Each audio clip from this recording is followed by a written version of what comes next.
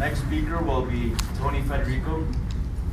He'll be talking about the extremely interesting question of how ancestral health fits in with modern society, technology, social networks, and the like. Thank you, Kamal. All right. Woo. So let's just start with a show of hands. If you have a smartphone that you use to access social media, raise your hand. All right, so go ahead and keep it up. Keep it up, keep it up. Have you used it more than once this month? More than once this week? More than once today? Are you still on your phone right now? Okay, so basically this is not uncommon. We're not really bizarre in this regard. According to a 2010 Pew Research study, 73% of American teens and 47% of American adults regularly use social media websites such as Twitter and Facebook. So it's a very normal thing to be doing what you're doing. Facebook is actually the most popular website on the internet by far. Even though Google has more overall unique visitors, the amount of time we spend on Facebook is several orders of magnitude higher. So if you think about your own internet use, it's very likely that you could browse Facebook literally for hours. And that's something that very few websites can really do, that they can't really compel us to do that. Looking at this audience though, we're here at the Ancestral Health Symposium. We're not really wanting to be normal. I guess we're trying to look towards being above average. We're trying to look towards a greater level of health and well-being than the average. We're here because we're dedicated to sleeping, moving, eating like our ancestors, like ancient hunter-gatherers, like cavemen and cavewomen. So at the same time, we have a device in our pocket that allows us access to information, images, and social networks of a scale, sophistication, and level of refinement never before seen in human history. Does it seem like something's wrong with this picture? It's not an actual caveman, by the way. So social media and the mobile revolution have they've certainly had their benefits, and I would venture to say that none of us would be here today if it wasn't for social media. Bloggers like Rob Wolf and Mark Sisson and many others really brought paleo to the forefront of our awareness. They brought us here today. So there's definitely benefits. There's ways to use social media responsibly, and there's ways to use it for good. Personally, I have a Facebook page, I have a blog, I'm a user as well. So I'm not coming up here to demonize technology. I'm not going to recommend that we should all smash our phones. So that's not the point. What I do want to emphasize, however, is that with any convenience, there's a consequence, as this sad polar bear will attest to in the picture. So I want us to talk and to think about social media the same way that we talk and think about food, exercise, sleep, and other lifestyle factors that represent evolutionary mismatches in our modern world. And as we can see with this evolution of man, there's something about the technological age that seems to be amiss. And I started thinking about this question in 2009. At the time, I was working at a large resort in Orlando, Florida. I was the head of their on-site fitness center, and I noticed in the employee cafeteria, more and more people were alone together. They were sitting at tables. Each person was on a cell phone. Nobody was talking. Nobody was interacting. So I actually would just go up to these groups of people and try to find out what was going on. I would sit down, say, hey, what are you doing? And they'd tell me, I'm on Facebook, words with friends, texting. And none of them would look up, none of them would make eye contact, and I didn't get it. And I think the reason why I didn't get it is because that's the phone I had. And if you remember, you couldn't even really, I didn't have a data plan. My phone didn't know what to do with data. However, I got one of these, and I soon figured out what the deal was.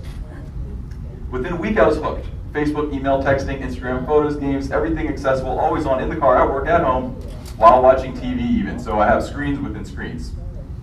The phone quickly integrated itself into my life, but this convenience wasn't without consequence, and I did not actually appear on MTV.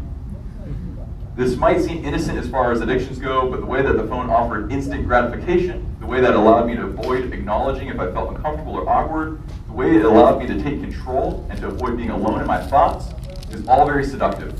And on top of that, there's the thrill of likes, alerts, texts, and all these different things that would grab my attention, regardless of what I was doing. But at the same time, I was convinced that I was living like a hunter-gatherer because I ate a balanced diet. Thank you, Fit Mom. I know he's not here today, but it's a nice representation of paleo right there. And I didn't even cheat when I went out to breakfast. I don't know if anybody watches Parks and Recreation, but Ron Swanson's sort of an unsung hero of mine.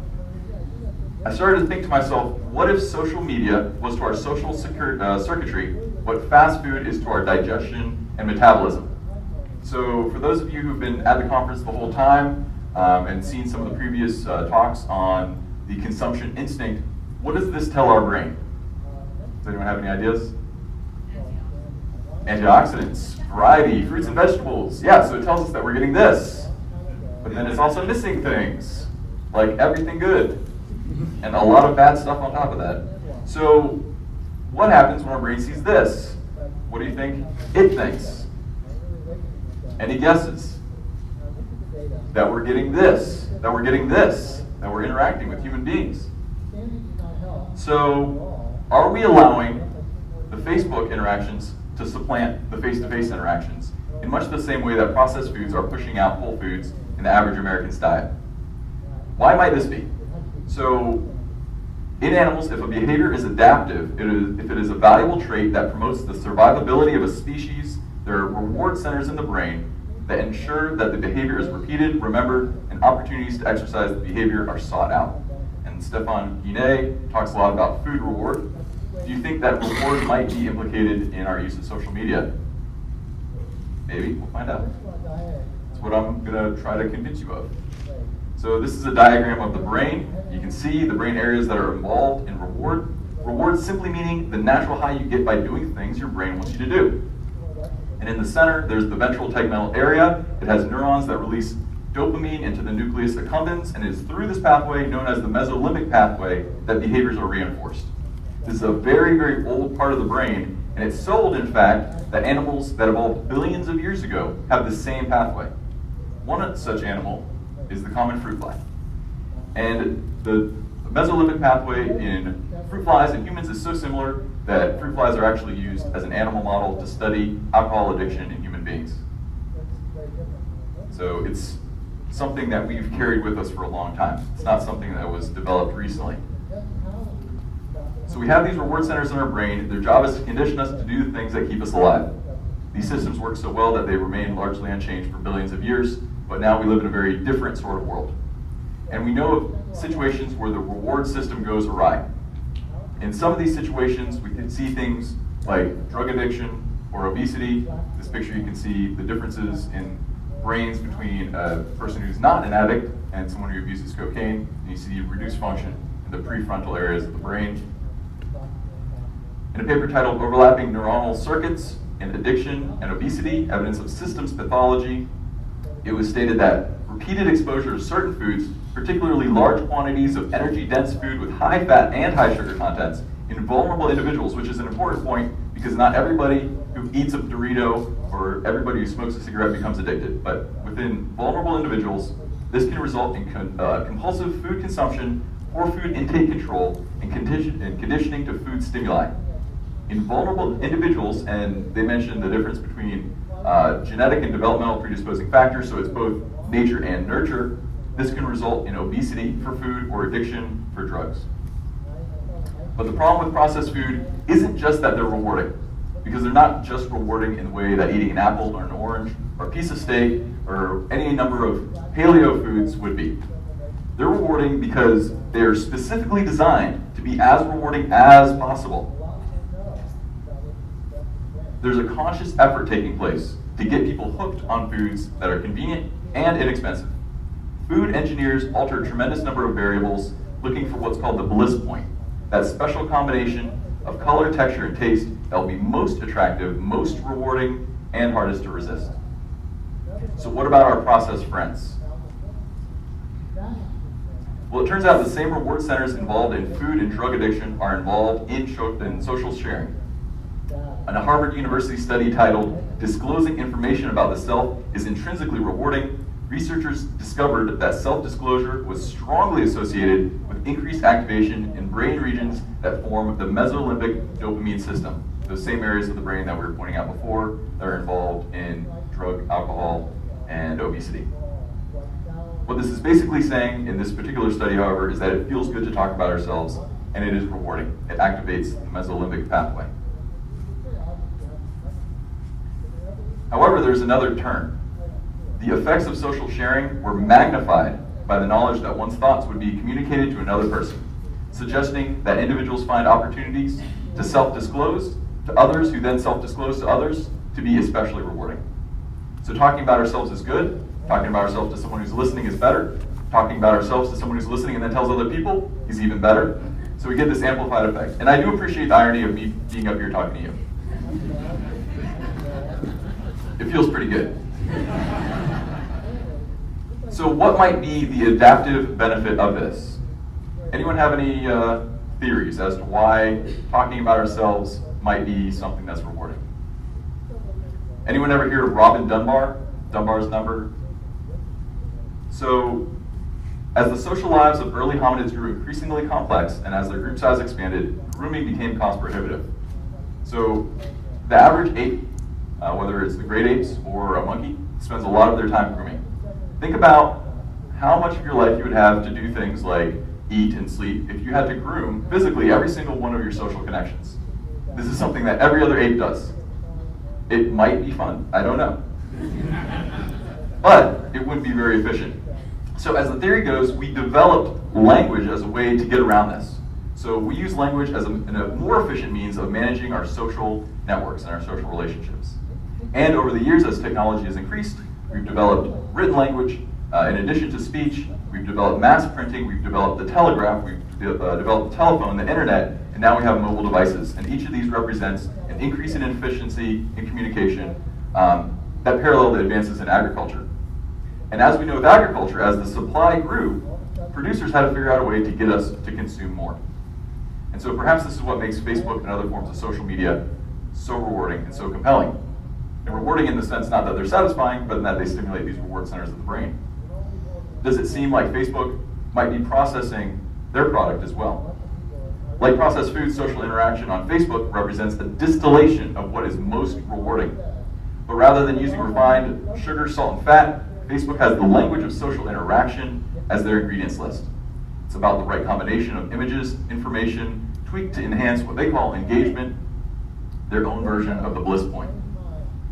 The difference, however, is that Facebook doesn't need to hire teams of chemists and marketing departments to figure all this out.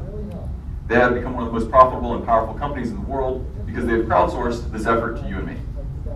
Like most other websites, they track what users do, it is analyzed, it is compiled, and all of their developments have been pushing towards a more engaging experience. And by that, it's more rewarding, by that, it's more compelling, it's harder to resist, and they've been very successful at it. They're now 1 billion active Facebook users, which is pretty shocking, and it also brings to mind that McDonald's is the most popular restaurant. So there's some parallels there as well.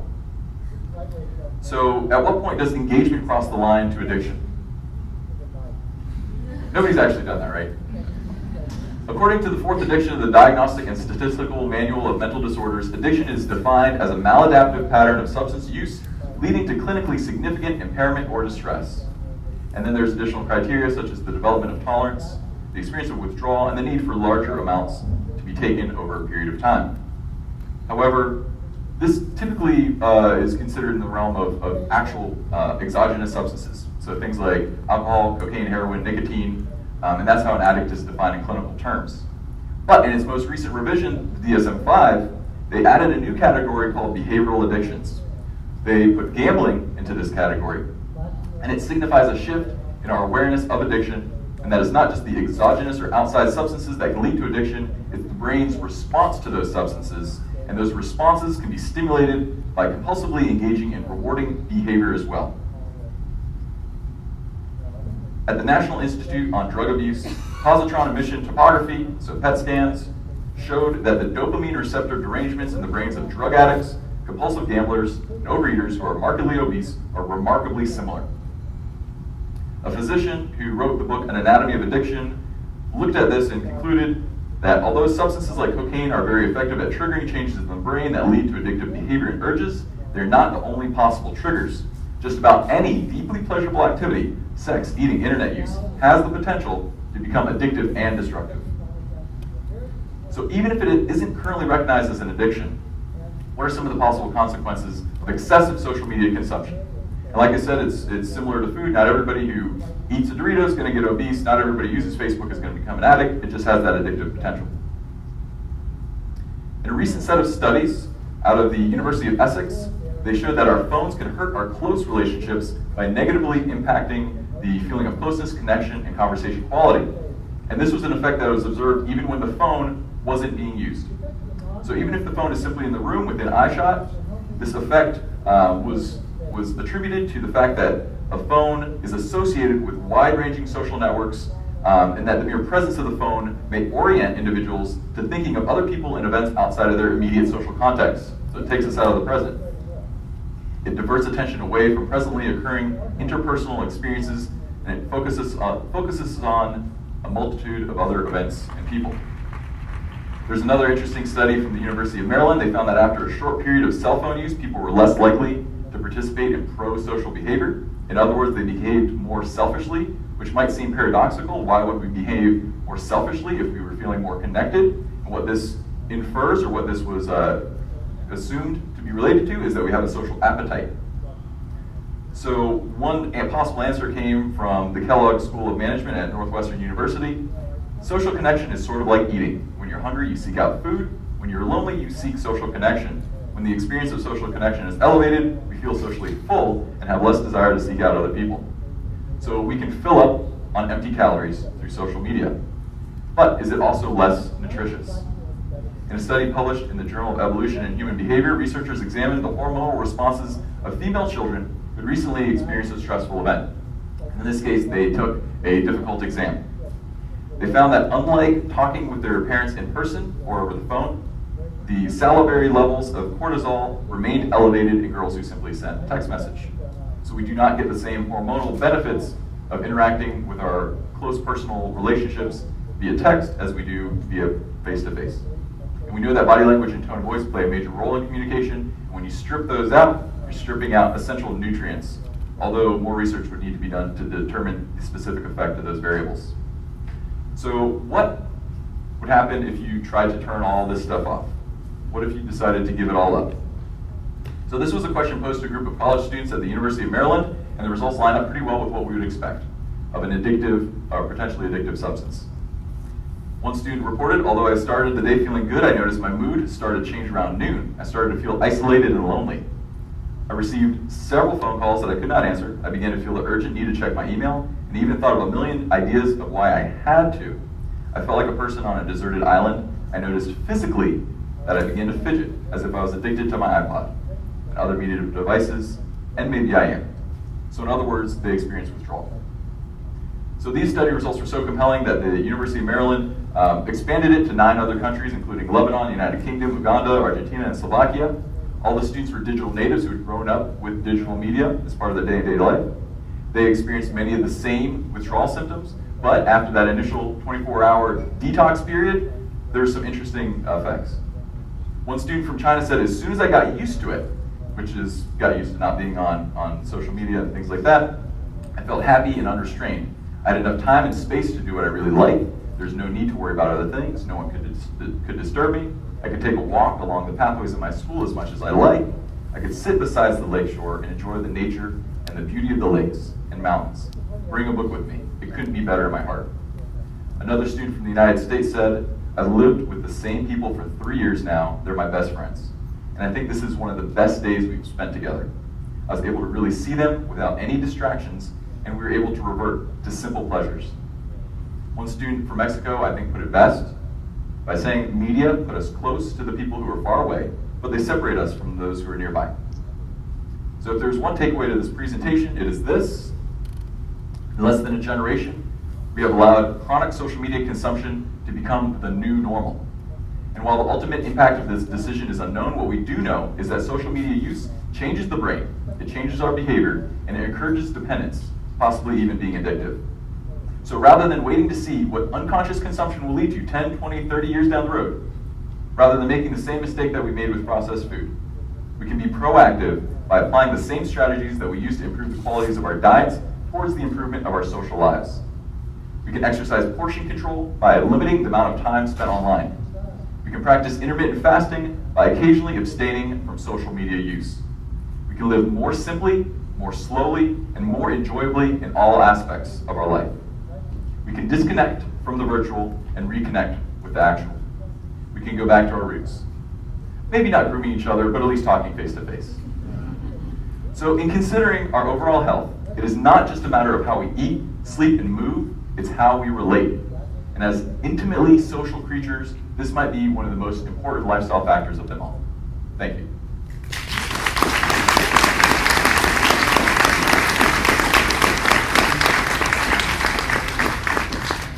Thanks, Tony. We have time for a question or two before the next talk.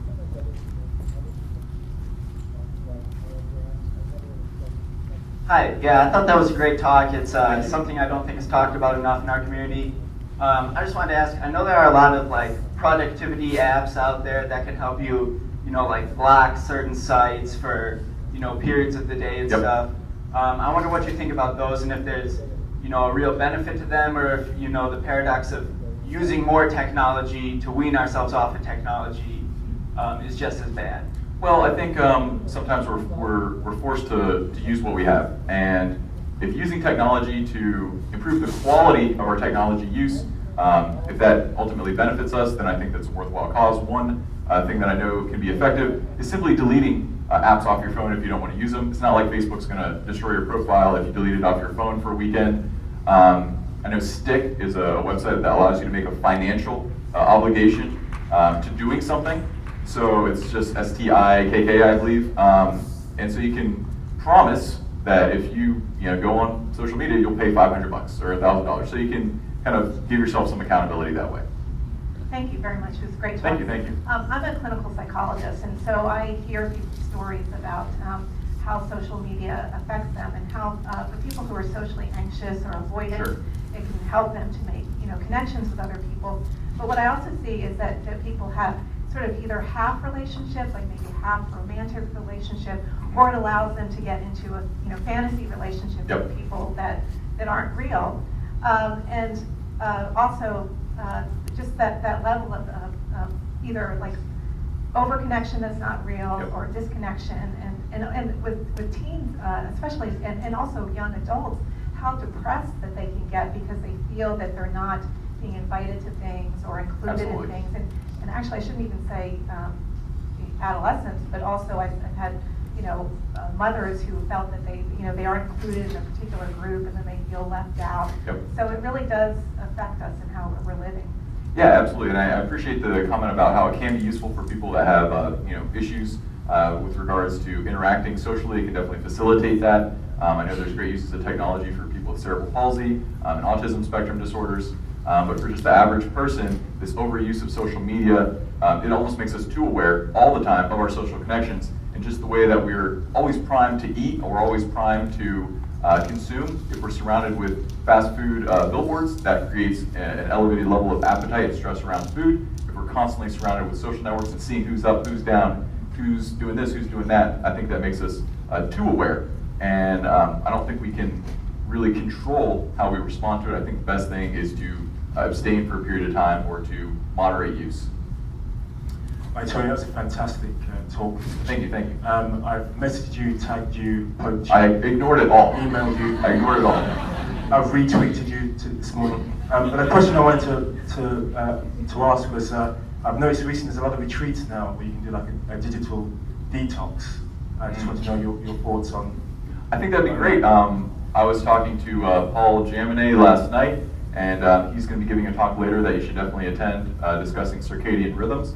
And he mentions in his talk, I don't want to give any spoilers, but just as far as it relates to mine, that one of our circadian cues is social interaction. So if we're getting a lot of social interaction late at night, like if you're in your bed on your phone, that can actually disrupt circadian rhythms. So I think going on a retreat that addresses all aspects of our modern life. It addresses the food, it addresses the sleep, it addresses light exposure, it addresses our social interaction. I think things like this are a great retreat. You get out and you get to meet a bunch of people, so I definitely think there's a lot of value to that.